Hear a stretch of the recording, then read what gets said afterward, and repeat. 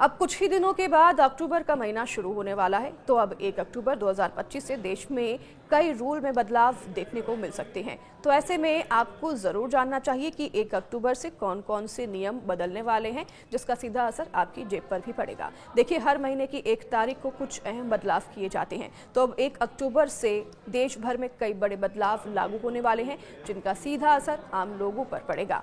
सबसे पहले आपको बता दें, सबसे अहम बदलाव नेशनल पेंशन सिस्टम एनपीएस से जुड़ा है, जहां अब निवेशक एक ही पैन नंबर से कई योजनाओं में निवेश कर सकेंगे।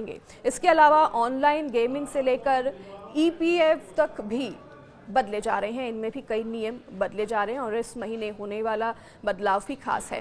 तो चलिए हम जानते हैं कि 1 अक्टूबर 2025 से ये कौन से 7 बड़े बदलाव हैं जो कि होने जा रहे हैं।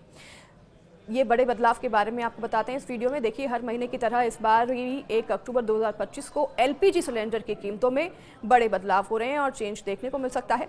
पिछले महीने यहाँ एलपीजी गैस सिलेंडर में 1,631 रुपये 50 पैसे कम होकर अब वो 1,580 रुपये हो गए थे। तो अब हालांकि अक्टूबर की अगर बात करें तो हाल ही में जीएसटी दर कम होने पर भी गैस सिलेंडर के दाम कम नहीं हुए। 1 अक्टूबर 2025 से यूपीआई की अगर बात करें तो यूपीआई यूजर्स के लिए एक बड़ा चेंज हो रहा है। अब आप फोन पे, जीपे या अन्य पेमेंट ऐप पर अपने दोस्तों, रिश्तेदारों या फिर किसी भी व्यक्ति से सीधे पैसे नहीं मांग पाएंगे। दरअसल यूपीआई का यहाँ पर अब नियम चेंज किया गया है। कलेक्ट रिक्वेस्ट या फिर कहें कि पुल ट्रांजैक्शन फीचर पूरी तरह से बंद किया जा रहा है।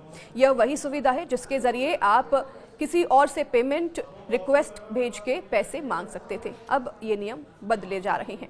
तो वहीं बात करें एनपीसीआई में हुए बदलाव के बारे में। अब यह कदम जो है ऑनलाइन धोखाधड़ी और फिशिंग से जुड़ा हुआ है और इससे बचाव के लिए ये लिया जा रहा है ताकि यूपीआई ट्रांजैक्शन और सेफ बन सके। अक्टूबर में पीएफ अकाउंट होल्डर्स को भी बड़ी सौगात सरकार दे सकती है। 10 से 11 अक्टूबर को होने वाली अहम बैठक में यह प्रस्ताव रखा गया है कि सब्सक्राइबर्स अपने पीएफ अकाउंट से पैसा सीधे एटीएम से निकाल सकेंगे। तो बैठक में न्यूनतम पेंशन 1,000 रुपए से बढ़ाकर 1,500 से 2,500 रुपए तक करने पर भी चर्चा हो सकती है।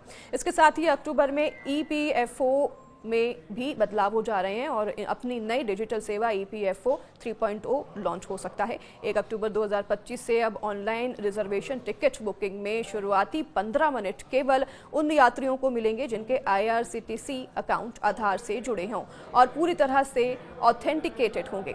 यह नियम तत्काल टिकट बुकिंग की तर्ज पर तैयार किया गया है, जिससे कि दलालों और एजेंटों की मनमानी पर लगाम लगाई जाए। ऑनलाइन गेमिंग को लेकर भी कई बड़े बदलाव हो रहे हैं। ऑनलाइन गेमिंग की दुनिया में 1 अक्टूबर से ये बड़ा बदलाव होने जा रहा है कि नए नियम अब लागू होने से पहले सरकार ने गेमिंग कंपनियों, बैंकों और अन्य हितधारकों से चर्चा की गई थी, जिसमें राष्ट्रपति द्रौपदी मुर्मू पहले ही इस कानून को मंजूरी दे चुकी हैं। इन नियमों का मकसद ऑनलाइन गेमिंग को ज्यादा सुरक्षित और पारदर्शी बनाना है ताकि खिलाड़ियों को धोखाधड़ी से बचाया जा सके और कंपनियों पर भी सख्त निगरानी रखी जा सके।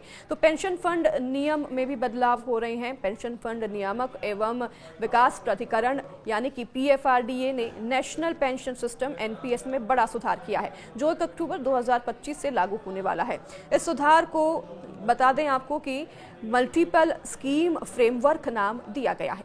इसके तहत अब गैर सरकारी क्षेत्रों के कर्मचारी, कॉरपोरेट पेशेवर और गिग वर्कर्स एक ही पैन नंबर के जरिए कई स्कीमों में निवेश कर पाएंगे और यह इससे निवेशक अपने रिटायरमेंट प्लानिंग को मजबूत और सेफ भी बना सकेंगे।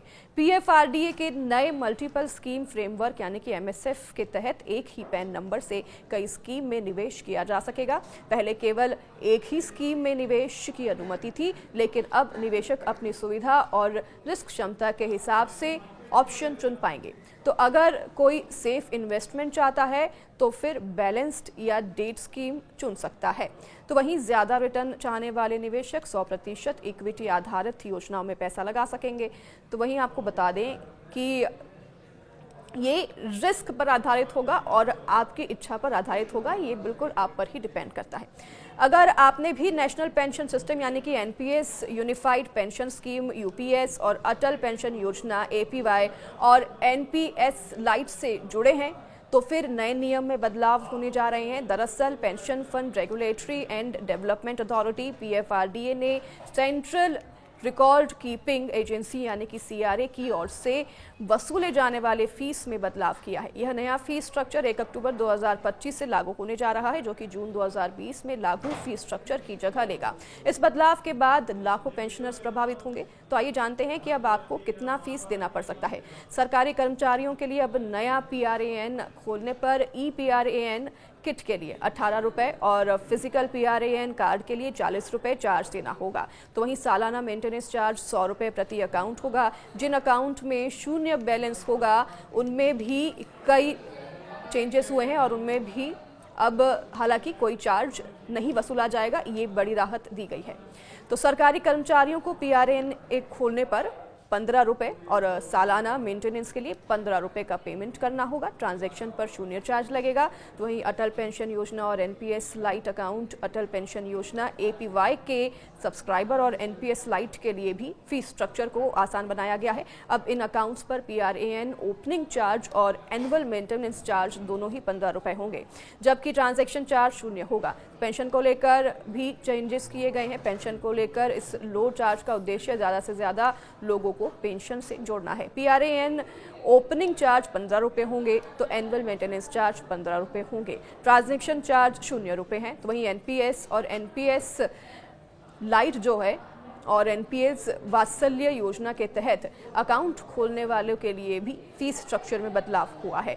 इन अकाउंट्स पर पीआरएएन खोलने पर ई पीआरएएन किट के लिए 18 रुपए और फिजिकल पीआरएएन कार्ड के लिए 40 रुपए का चार्ज देना होगा। तो यहाँ भी ट्रांजैक्शन चार्ज शून्य होगा। हालांकि सालाना मेंटेनेंस चार्ज कस्टमर्स के टियर 1 अकाउंट के बचे पैसे के आधार पर होगा। इस प्रकार से तय किया जाता है। और 1 लाख रुपए तक की शेष राशि के लिए 0 रुपए हैं। 1 लाख से 2 लाख रुपए के बीच शेष राशि के लिए 100 रुपए। तो वहीं आपको बता दें कि 2 लाख 1 रुपए से 10 लाख रुपए के बीच शेष राशि के लिए 150 रुपए हैं। अगर बात करें इसके ऊपर 10 लाख 1 रुपए से 25 लाख रुपए के बीच, तो इसमें शेष राशि के लिए 300 रुपए हैं। 25 लाख 1 रुपए से 50 लाख रुपए के बीच शेष राशि के लिए 400 रुपए देने होंगे। तो 50 लाख रुपए से अधिक शेष राशि के लिए 500 रुपए देने होंगे। तो वहीं आपको बता दें कि पीएफआरडीए ने कहा है कि ये दरें अब ऊपरी सीमा है, यानी कि क्रेडिट रेटिंग एजेंसियां सीआरए इससे ज़्यादा शुल्क नहीं ले सकती। हालांकि क्रेडिट रेटिंग एजेंसियों को अब कम या फिर बातचीत के जरिए शुल्क लेने की अनुमति है। हालांकि बशर्ते ये ठीक पहले वाले स्लैब की ऊपरी सीमा से कम ना हो। नियामक प्राधिकरण ने स्पष्ट किया है कि सीआरए द्वारा शुरू की गई किसी भी नई सेवा के लिए पूर्व अनुमोदन के अधीन बिना किसी अतिरिक्त शुल्क लेना भी अलाउड नहीं है। तो ये जो नए नियम हैं ये लागू हो रहे हैं, जो कि सीधा आपकी जेब पर असर डालेंगे। तो आप भी अगर पेंशन से जुड़े हुए हैं तो ये सभी बातें नोट कर लीजिए। पीएफआरडीए का लक्ष्य पेंशन योजनाओं को अधिक किफ़ायती, पारदर्शी और सुलभ बनाना है। तो साथ ही सरकारी और निजी क्षेत्र के ग्राहकों दोनों के लिए यहाँ पर लचीलापन प्रदान करना है, ताकि पूरी तरीके से प्रोसेस ट्रांसपेरेंट हो।